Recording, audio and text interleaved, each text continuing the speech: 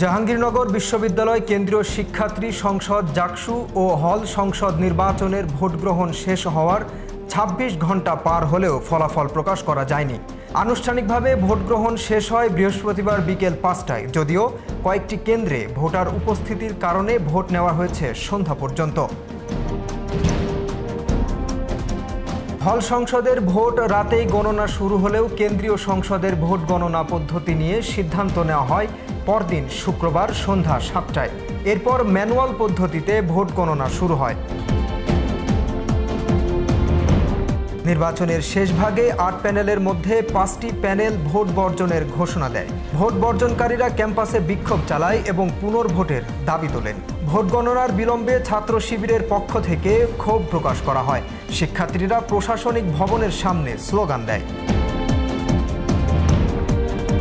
বিএনপির স্বতন্ত্র ভিপি প্রার্থী আব্দুল রশিদ জিতু জানান, ফল স্থগিত করার চেষ্টা করা হলে তা প্রতিহত করা হবে।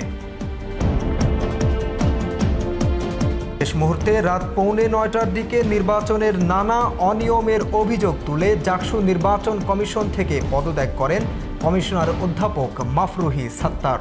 এছাড়া নির্বাচনী দায়িত্বে থাকা শিক্ষিকার মৃত্যুর খবরও ক্যাম্পাসে শোকের আবহ সৃষ্টি করে।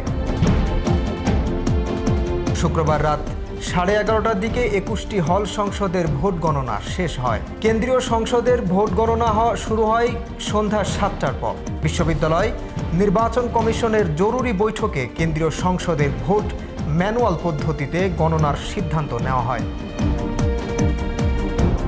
উপাচার্য অধ্যাপক সোহেল আহমেদ শিক্ষার্থী প্রতিনিধি দলকে আশ্বস্ত করেন যে দ্রুত ভোট গণনা শেষ করা হবে, পোলিং এজেন্টদের আনুষ্ঠানিক ফল জানানো হবে এবং নির্বাচনে অনিয়মের অভিযোগ নিষ্পত্তি করা হবে।